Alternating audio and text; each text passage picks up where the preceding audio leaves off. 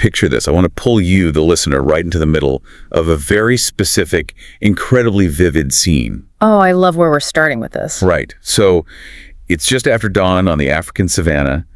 The mist hasn't quite decided if it's going to lift or stay, so everything is bathed in this like gray atmospheric half-light. Yeah, that classic early morning stillness. Exactly. And the air around you is thick with the smell of dry dust, maybe a hint of decay from the night before, and just a lot of raw, wild earth. And right there, standing in the shallows of a slow-moving river, is something truly enormous. A Cape buffalo. Which is not an animal you want to sneak up on. Definitely not. We are talking about a creature that stands over 5 feet tall at the shoulder, weighs more than a ton, and possesses this massive fused shield of solid bone across its forehead. I think it's called a boss, right? Yeah, the boss. And it is a genuinely formidable animal. Just to give you some context on exactly how formidable, the Cape buffalo has actually killed more hunters than any other animal on the African continent. Wait, really? More than lions or hippos? Oh, absolutely. It is built for absolute power. It's armored with a hide that can be, 2 inches thick in places, stretched over heavy bone and pure muscle. When you see one in the wild, the immediate impression is just one of immovable strength. I mean, even a full pride of lions approaches a fully grown, healthy Cape buffalo with extreme caution. It is essentially a biological tank. A biological tank. I love that. But in this scene, right in this misty morning river, this incredibly dangerous animal is not charging. It's not fighting. Right. It is standing perfectly, almost eerily still. And as you look closer, you realize why. The buffalo is completely submitting to a full-scale invasion. From its head to its hooves, it is covered in frantic, unceasing motion. Tiny shapes are clinging to its spine. They're darting around its eyes, probing its ears. And then below the waterline, smaller shapes are circling its submerged legs. It's essentially being consumed by a miniature army, and it isn't doing a single thing to stop it. And that striking image, the immovable giant just willingly offering itself to this swarm, is the entire foundation of our deep dive today. Yes, because it's wild. It really is. And the sources we've gathered for this include decades of field observations, incredibly complex DNA metabarcoding studies of bird diets, and expansive evolutionary analyses. And what they all reveal is that this scene, which we've, all been taught is the textbook example of friendship or mutualism in nature, needs to be completely deconstructed. Because it's not what it looks like at all. We're always sold this wholesome Dr. Bird narrative on nature documentaries. But our mission today is to really dig into the hidden economy of this buffalo skin. We are looking specifically at its interactions with the birds on its back and the fish around its legs. Exactly. Because if you strip away that romanticized view of nature, you find that this is not a story of predator and prey in the traditional sense. Right. There is no chase here. There's no dramatic kill. Instead, what we are looking at is a microscopic war. It's a millions of years old evolutionary bargaining session, and it's an incredibly delicate line between genuine healing and, outright vampirism. Okay, let's unpack this by completely shifting our perspective. I want you, the listener, to imagine zooming all the way in. Shrink down to the microscopic scale. If you are a tick or a fly larva or a biting louse, you don't look at this massive Cape buffalo and see an animal. You look at it and see a continent. Yeah, to a parasite, the buffalo is a vast, warm, blood-rich landmass, and it actually has its own active geography and climate. Wait, climate? Like its own weather? Basically, yeah. Heat constantly radiates off that dark hide, which creates thermal drafts. The matted fur traps humidity, creating an entirely separate microclimate near the skin surface. And the network of veins sitting close to the surface acts like migratory highways for anything looking for a meal. That is just nuts. And this continent is under a relentless, brutal siege. If you're listening to this right now, maybe on your commute, just imagine if your car was entirely covered in creatures the size of dinner plates and you had absolutely no hands to pull them off. Which is a horrifying thought. It's a nightmare. Yeah. But that's the psychological and physical reality for this buffalo. During the wetter months on the savanna, a single buffalo can carry hundreds, sometimes well over 1,000 ticks at exactly the same time. Yeah. But how does a tick even get onto a moving 1-ton animal in the first place? I mean, they aren't exactly fast. No, they aren't. They rely on a behavior called questing. Questing. Like a knight. Sort of, but a lot less noble. Yeah. A tick will climb up a blade of tall grass and wait at the very edge.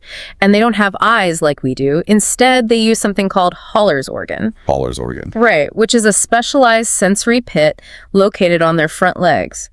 This organ detects carbon dioxide, heat, and humidity.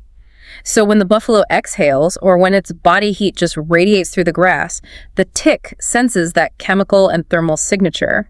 It extends its front legs, and when the buffalo brushes past, the tick essentially hooks on like a burr. So they just hitch a ride. Exactly. But they don't just bite right away, do they? They go looking for a specific neighborhood on this continent. They absolutely do. They go searching for a seam in the defenses, because the buffalo's hide is incredibly thick on the back and flanks.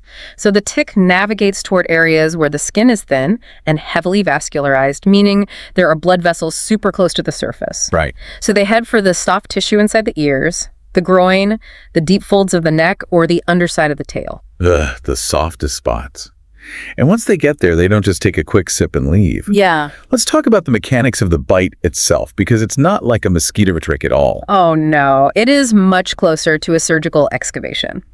A tick's mouth parts are incredibly complex. First, they use two specialized appendages called chelicerae to literally slice open the host's skin. Just carving their way in. Pretty much. Then they insert a feeding tube called a hypostome. And if you look at a hypostome under a microscope, it looks like a chainsaw blade.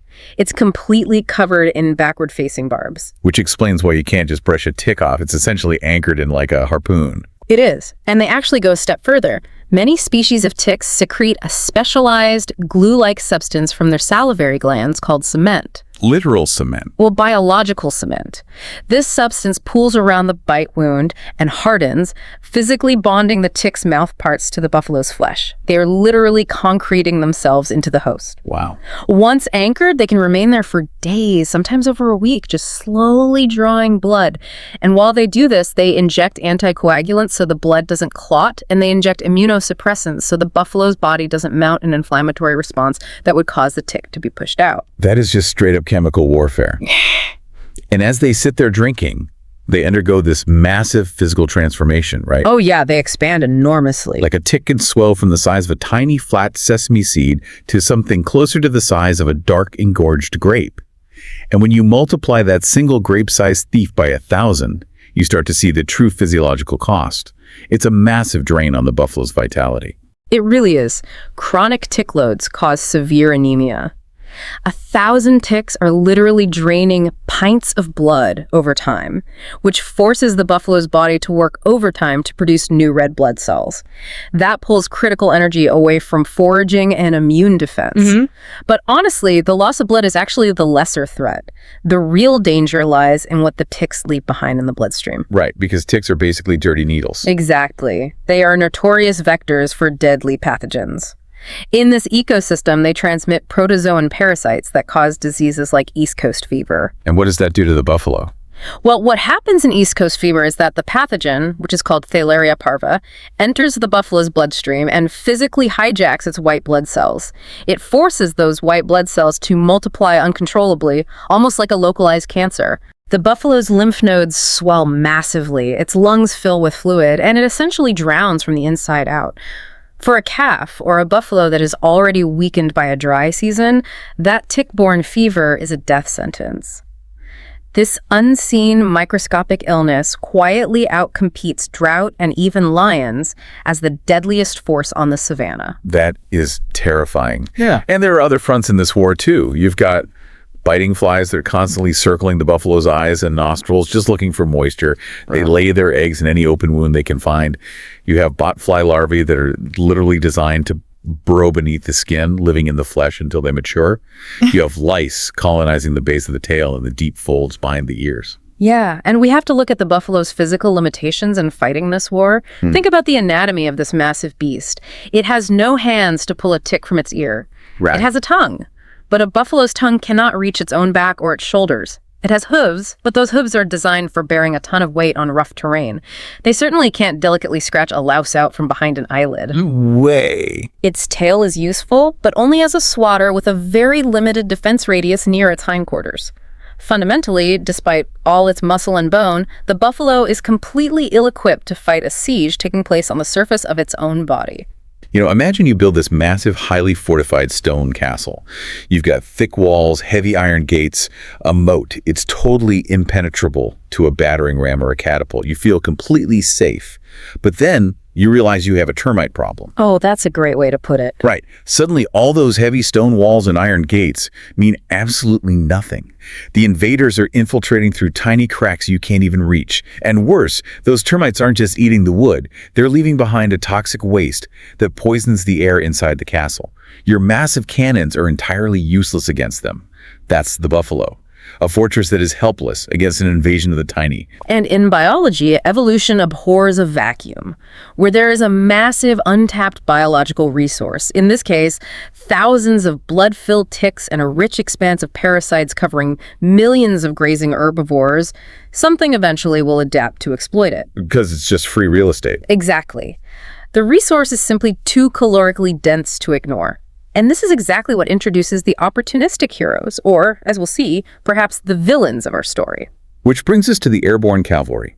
We are talking about the Oxpeckers, specifically two species, the red-billed Oxpecker and the yellow-billed Oxpecker. They belong to a genus called Buphagus, which translates from ancient Greek literally to ox-eating. Wonderfully ominous. Seriously. Now, the sources mention molecular phylogenetic studies showing these birds are essentially living fossils. Before we get into what they do, how do scientists actually trace their family tree back millions of years? So, molecular phylogenetics is essentially using DNA as a biological clock. Scientists extract DNA from a living oxpecker and sequence specific genes. They then compare those genetic sequences to the DNA of other living birds. Because DNA mutates at a relatively predictable rate over long periods, scientists can count the number of genetic differences between two species to calculate roughly how long ago they shared a common ancestor. Okay, so it's a mutation countdown. Basically. And when they ran these molecular clocks on oxpeckers, the results were astonishing. They didn't just recently adapt to this lifestyle. This is an ancient lineage that split away from their closest relatives, which are birds like starlings and mockingbirds, tens of millions of years ago. So they split off to pursue a lifestyle that is basically unique. Unlike a mockingbird that might hop around a tree looking for bugs, the oxpecker doesn't just casually visit its food source. It moves into it. Right. It treats the host mammal as its entire habitat. Yes, completely. And to do that, they have developed some truly extreme physical adaptations for living on a moving, breathing, twitching surface. It's like they are wearing highly specialized mountain climbing rigs. Let's talk about their feet. Yeah, their feet are incredible. Most perching birds have a standard foot arrangement designed to wrap around a stationary horizontal branch. But oxpeckers have a highly modified arrangement. They have incredibly sharp, deeply curved claws. These look more like the talons of a miniature bird of prey than the feet of a songbird. Wow. They have 3 toes facing forward and 1 facing backward, but the musculature in their legs allows them to grip onto the hair and hide at completely impossible angles. They can cling to the vertical side of a running buffalo, they can hang completely upside down under a giraffe's belly, and they can ascend or descend a leg with the agility of a squirrel on an oak tree. And their tail feathers are just as wild, right? Oh. When you see woodpecker on a tree, it leans back on its tail for support. The oxpecker does the exact same thing on the buffalo. They have stiffened tail feathers that they use to prop themselves against the host's hide. Right, it creates a tripod effect. Exactly. It gives them the crucial leverage they need to pry deeply embedded ticks. You know, the ones cemented into the skin out of thick leather-like hide, even while the host is walking. And the tools of the trade, their beaks, are where we see the distinct adaptations between the two species. The red-billed oxpecker has this narrow, flattened, almost blade-like bill. They use a very specific foraging technique called scissoring. Scissoring. Yeah, they sweep their head rapidly back and forth along the host's body while constantly opening and closing their beak. It functions like a comb and a pair of shears at the same time, allowing them to push through thick, matted hair and slice out hidden ticks without necessarily having to stop and pluck each one individually. Okay, and the yellow-billed oxpeckers, what's their strategy? Well, the yellow-billed oxpeckers have a slightly broader, more robust beak. According to the field data, this broader tool is better suited for picking at open sores, dealing with heavier stabs, and working through matted wounds a bit more aggressively. It's a slightly different ecological niche. That is just incredible specialization. But hold on, I need to wrap my head around this. You're describing these razor-sharp, curved talons and blade-like beaks, and these birds are crawling all over a Cape buffalo, gripping onto its eyelids, its nostrils, the inside of its ears, its groin. Why doesn't the buffalo just crush the bird? If a fly lands on a horse's eye, The horse goes crazy, tossing its head. If any other creature tried to grab a buffalo's eyelid with a sharp talon, it would be instantly gored, trampled into the dust, or at least violently flung off. Why does the buffalo just stand there? Because over millions of years, the ancestors of these buffalo learned through brutal natural selection that enduring the prick of a bird's talon on a sensitive eyelid is vastly preferable to losing your vision or your life to a tick-borne disease. Oh, I see. The buffalo that tolerated the birds survived East Coast fever. The buffalo that swatted the birds away died. The modern buffalo has developed an instinctual, hardwired understanding that the movement of these specific birds brings relief, not danger. It is a calculated surrender of autonomy for the sake of survival. It's an incredible bargain. But here's where it gets really interesting. Because the birds are only half the story. While all this scissoring and talon gripping is happening in the air, there is a completely unseen, simultaneous workforce operating beneath the surface of that misty river we started in. Right. We are looking at the aquatic mirror to the airborne cavalry. When that buffalo wades deep into the river, which it does deliberately to escape the heat of the midday sun, the biting flies, and to soothe its parasite burden, an entirely different ecosystem activates. As the water rises up the buffalo's belly, swarms of small freshwater fish begin to gather. We're talking about various species of barbs, lipio, and other cyprinids. Let's define that really quick. Cyprinids. To most people listening, are these basically minnows? So cyprinidae is actually the largest family of freshwater fish in the world. It includes carp, minnows, and barbs. The ones interacting with the buffalo are usually small to medium-sized. The labio species are particularly interesting because of their mouth morphology. The mouth morphology. Yeah, they have these fleshy, underslung mouths that function almost like biological vacuum cleaners. Normally, they use these specialized mouths to scrape algae and biofilm off of submerged rocks in the riverbed. But when a buffalo walks in, the rock has suddenly arrived with a buffet on it. Precisely. The visual described in these field observations is almost balletic. You have this massive dark shape submerged in the murky water. As the buffalo shifts its weight or stamps a hoof into the mud, it stirs up the water, and clouds of loosened, waterlogged skin flakes, algae that has actually grown in the damp fur, and drowned or weakened ticks all drift into the current. Yeah. And the moment that happens, this dense school of fish converges in these tight, flickering bursts of silver. They press those fleshy mouths against the buffalo's legs, its thighs, its belly, its hooves. They're picking at the sun-damaged skin along the flanks and nibbling at the softened edges of wounds. It is the exact same economic principle playing out in a completely different medium. The buffalo generates an enormous surplus of biological waste dead tissue, parasites, debris that it cannot manage itself. And smaller, faster organisms have evolved to exploit that surplus. It's just so efficient. It is, but what makes this genuinely surreal is the lack of coordination. You have two entirely separate ecosystems, one of birds in the air and one of fish in the water, working simultaneously on the exact same host. And they are entirely unaware of each other's existence. It looks like a perfectly engineered, multi-elemental maintenance crew. Wait, you call it a maintenance crew? Are we sure the fish actually know what they're doing? I mean, are they intentionally cleaning the buffalo, providing a recognized service, or are they just mindlessly eating floating garbage that happens to be attached to a large object that wandered into their dining room? That points to a massive glaring gap in current ecological science. If we look at the ocean, cleaning symbiosis is incredibly well documented. You have coral reef cleaner wrasse, these tiny bright blue fish that set up dedicated cleaning stations. Oh, like a car wash for sharks. Exactly. Larger predatory fish, like sharks or groupers, will actively swim to these stations, stop, open their mouths, and allow the wrasse to swim inside their gills to pick off parasites. We know for a fact that the wrasse perform a specific dance to advertise their services, and they actually recognize individual clients. Wow. But freshwater megafauna cleaning, it is wildly underdocumented. So we don't actually know if the river fish recognize the buffalo. They might just be treating it like a very dirty rock. We simply don't know the cognitive mechanics of it. Do individual buffalo return to specific stretches of the river because the fish there know them? Do the fish recognize the buffalo as a living host that will return, rather than just a random food event? We lack the long-term, individually tagged underwater studies needed to answer that. Right, because observing that must be nearly impossible. It is. Studying the murky, crocodile-infested rivers of the savannah is vastly harder than studying a clear, sunlit coral reef. But if the fish do possess that kind of recognition, it implies something profound. That complex cleaning symbiosis evolved completely independently across entirely different environments and completely different evolutionary lineages. It's amazing to think about. A buffalo walking into a river and getting a spa treatment from a school of carp. But while the fish relationship is still wrapped in mystery and limited observation, the bird relationship has been studied extensively. And this is where the story takes a very dark turn. It really does. The modern science has actually shattered that wholesome doctor bird narrative. We asked earlier if the oxpecker is a healer. It turns out it might actually be a vampire. This was the major revelation that disrupted decades of classroom biology. For a long time, we classified this as pure textbook mutualism. The buffalo gets cleaned, the bird gets fed, everybody wins.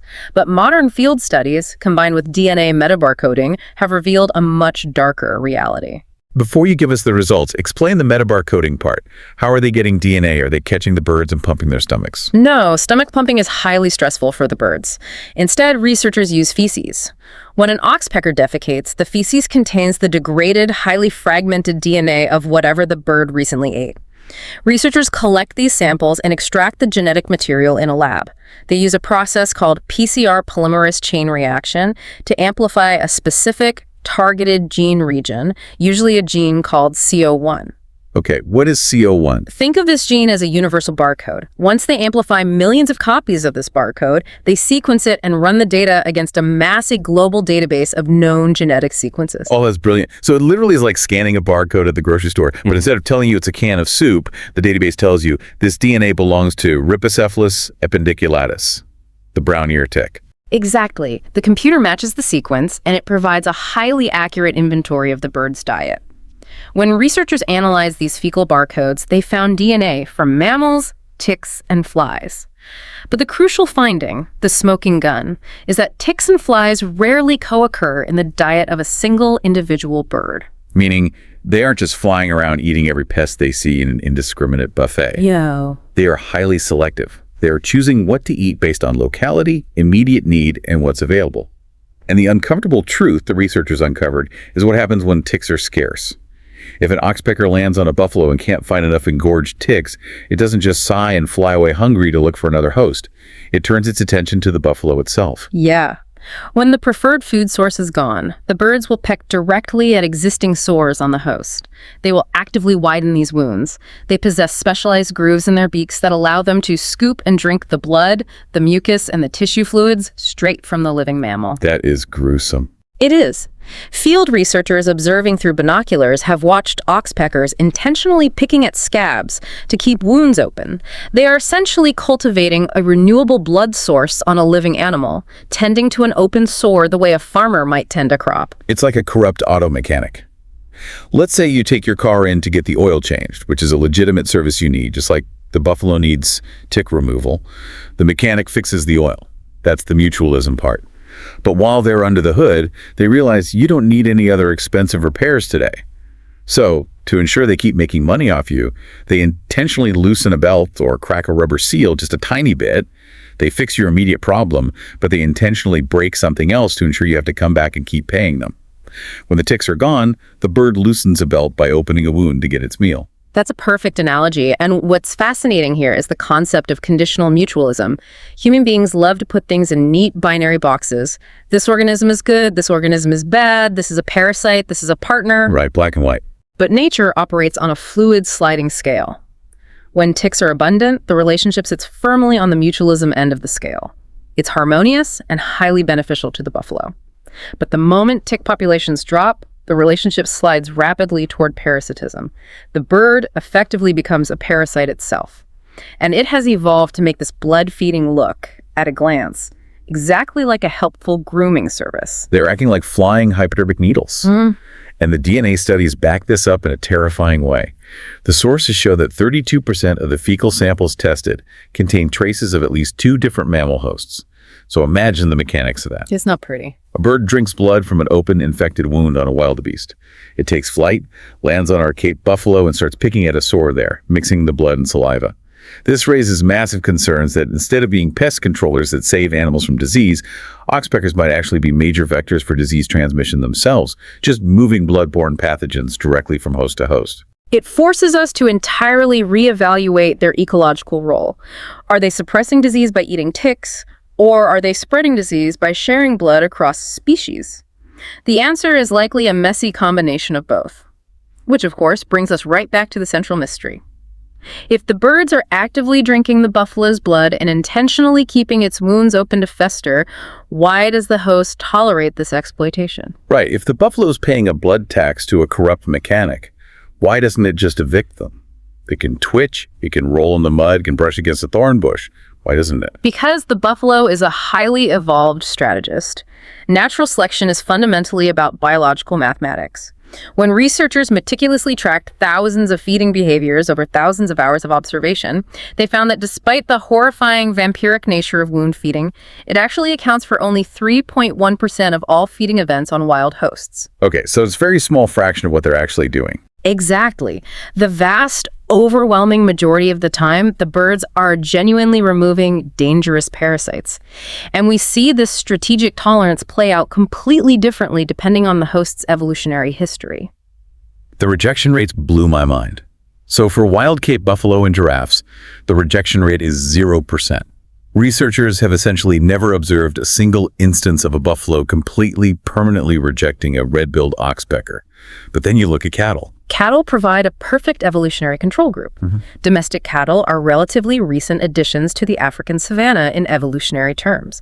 They were brought in by human pastoralists thousands of years ago, not millions. They haven't had the deep geological time required to co-evolve with these birds. So they react differently. Totally differently. Cattle actively reject red-billed oxpeckers 46% of the time, swishing their tails, kicking and shaking them off. They reject yellow-billed oxpeckers 90% of the time. Furthermore, some wild animals, like elephants and certain species of antelope, won't tolerate them at all. They instantly dislodge the birds the second they land. Why the difference?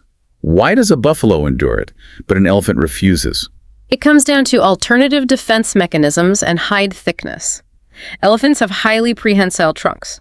They can pick up a stick and scratch their own backs, or throw dust and mud with incredible precision. They don't need the bird. But the buffalo does. The buffalo does. The evolutionary mathematics for a buffalo dictate that accepting a 3.1% rate of vampirism is the mathematically superior choice. A buffalo that allows oxpeckers will suffer some small, chronically open wounds and lose a little blood directly to the bird. But a buffalo that rejects all oxpeckers will be overwhelmed by thousands of ticks, contract East Coast fever, and die. The buffalo instinctually accepts the blood tax because it is the necessary cost of survival. And the buffalo actively manages that bargain. It polices the relationship.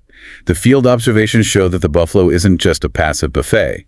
While a buffalo will stand perfectly still and welcome a bird scissoring through its thick fur to grab a tick, the moment a bird lingers a little too long on a sensitive open sore, the buffalo reacts. It asserts its boundaries. Yes, it will flinch, shake its heavy head, or forcefully twitch its skin to temporarily dislodge the bird. It's physically communicating, you can have the ticks, but I'm cutting you off from the wound. And the birds, in turn, have to navigate this host policing. They've evolved strategies to maximize their caloric intake without triggering the host's defenses to the point of eviction. This leads to fascinating niche partitioning. Break down niche partitioning for us. Yeah. That's when species divide up a resource so they don't fight. Right, exactly. The two bird species literally divide the territory of the host's body to minimize competition with each other. The yellow-billed oxpeckers, with their broader, heavier beaks, stick almost exclusively to larger ungulates, the rhinos, the buffalo, the hippos, and they strongly favor foraging on the head and the neck. And the red-billed ones? The red-billed oxpeckers, with those scissoring beaks, will take the broad expanse of the back, the legs, the belly, and they are much more willing to utilize smaller hosts, like impala or warthogs, if competition on the large herbivores is fierce. They have literally carved up the continent of the buffalo into specific, recognized jurisdictions. I want you, the listener, to think about this dynamic in the context of your own life. Imagine a scenario. Maybe it's your workplace, or maybe it's a massive software platform you use every day for your business. You know they keep raising the subscription fee. You know they are mining your data and selling it. You know you're being slightly exploited, and they're extracting more from you than is strictly fair. Sounds familiar to all of us, unfortunately. Oh, right, but you tolerate it. Maybe you even defend it to others. Why? Because the alternative, quitting your job without a backup, or completely overhauling your entire digital infrastructure and losing all your clients, would result in total system failure. You consciously accept a tolerable level of exploitation to maintain operational stability. That is exactly what the buffalo is doing on a biological level. It is a brutally pragmatic negotiation. But it's vital to note that the buffalo isn't just getting tick removal in exchange for this blood tax. There is one more massive, entirely invisible benefit the buffalo receives that tips the scale heavily in the bird's favor, making the exploitation entirely worth it. And this benefit extends far beyond the surface of the buffalo's skin. Oh, the free alarm system. We have to talk about the behavioral ecology here.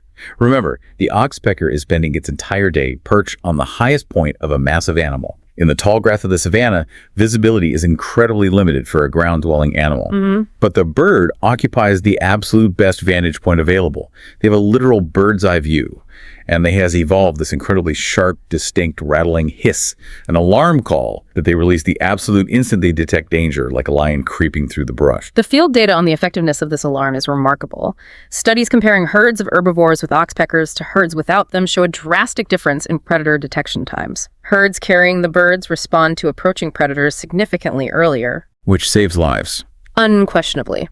The Cape buffalo is an incredibly powerful animal, and its hearing is excellent, but its eyesight is notoriously poor, especially over long distances in heat haze. By tolerating the oxpeckers, the buffalo is essentially utilizing the bird as a highly sensitive, long-range perimeter radar system. But this is where the behavioral ecologists start fighting with each other, right? Yeah. Because we have to ask about intent. Is this an intentional alliance? Is the buffalo willingly renting out space on its back specifically in exchange for this early warning radar? Or is the alarm just a completely selfish side effect of the bird protecting itself? This raises an important question regarding correlation versus causation. We know objectively that herds with birds spot lions faster. But do the birds actively intend to protect the buffalo? Think about the environment from the bird's perspective. Okay, so if I'm the bird, If a lion successfully ambushes and kills a buffalo, the oxpecker loses its primary food source. It loses its territory. It loses its source of nesting hair. And in the violent chaos of a 1,000-pound animal being taken down, the bird might very well lose its own life. So when it hisses, is it warning its partner, or is it just screaming in selfish panic for its own sake? or to play devil's advocate, maybe the birds are just attracted to safer buffalo. Yeah. Maybe healthy, vigilant, dominant buffalo that are already incredibly good at avoiding lions just naturally live longer, and therefore they accumulate more birds over their long lifespan. That is the classic chicken or the egg problem of behavioral ecology. Are the birds causing the safety, or is the safety attracting the birds? It is incredibly difficult to design a field experiment that perfectly isolates the intent of a wild bird from the outcome.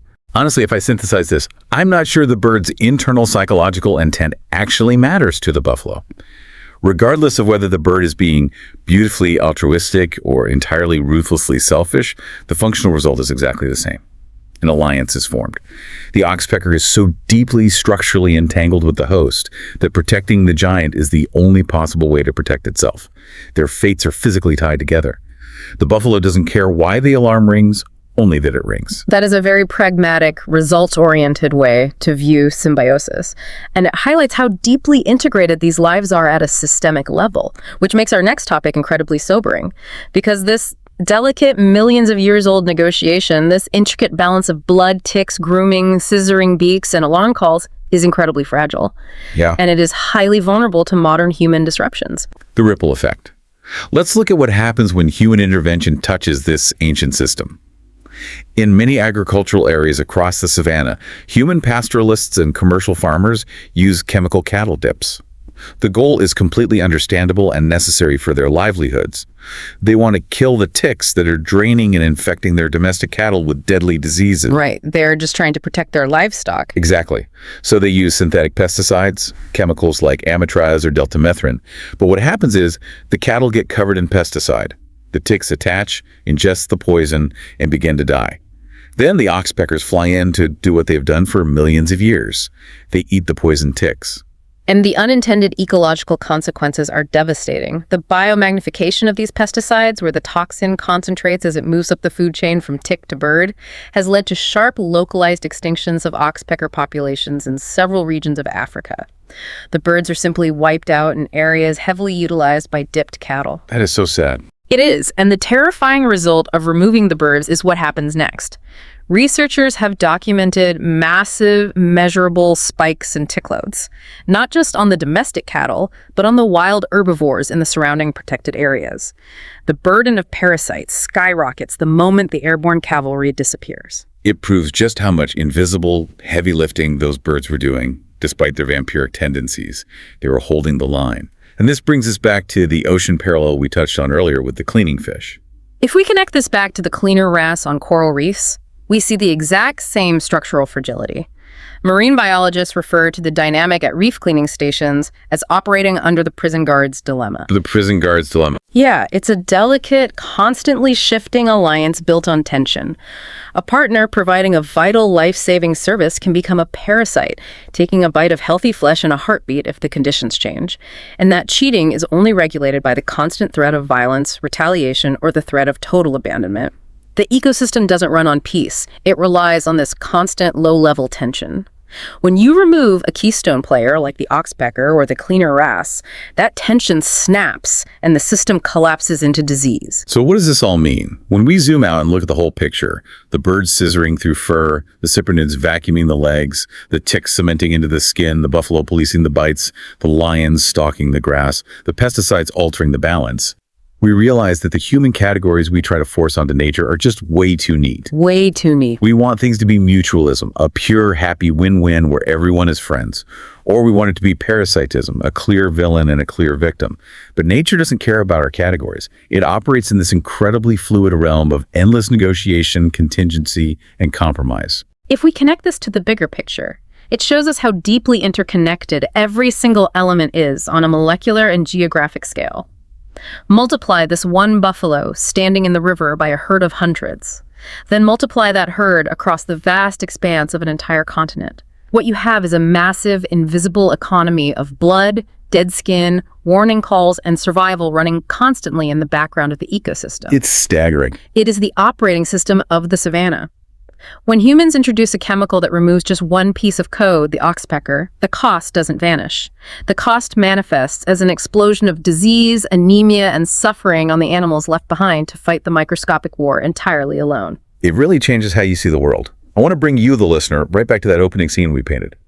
The sun is climbing higher over the savanna now. The morning mist is finally burned off, revealing the vast golden plains. The massive Cape buffalo shifts its immense weight, pulls a heavy hoof out of the mud, steps out of the shallows, and begins to move on toward new grass. And the hitchhikers go with it. Always. As it walks, the birds ride along on its back, shifting their grip with every step, constantly probing, constantly calculating. Behind it, in the murky water, the school of silverfish scatters, returning to the algae-covered rocks, waiting in the shallows for the next giant to arrive. The war on the animal's body never ended. It just changed shape for the day. It is a remarkable, endlessly recurring cycle of extraction and defense. And this entire narrative, this strange, complex mix of dedicated doctor, opportunistic vampire, and vigilant security guard unfolds right in plain sight. It plays out on the backs of animals that are too large to even notice the microscopic details of the battles being fought on their own skin. Which leaves us with a profound realization. What is that? If a biological relationship this massive, this physically visible, playing out in broad daylight on the backs of the world's largest land animals, studied by scientists for over a century, can still hold this many hidden secrets, subtle deceptions, and unanswered evolutionary questions, we have to ask ourselves, what else are we completely failing to see in the world around us? Exactly. I want to leave you with a direct challenge based on that thought. Think about the relationships in your own world that you assume are perfectly, neatly, mutually beneficial. Look at the ecosystems in your own garden, or the wildlife you interact with daily, or even look at the structures in your human life, your subscriptions, your workplace, your digital footprint. Look closely at who is supposedly providing a service, and look very closely at who is quietly extracting a tax. Because as the buffalo, the bird, and the fish have shown us today, in the hidden economy of survival, absolutely nobody works entirely for free.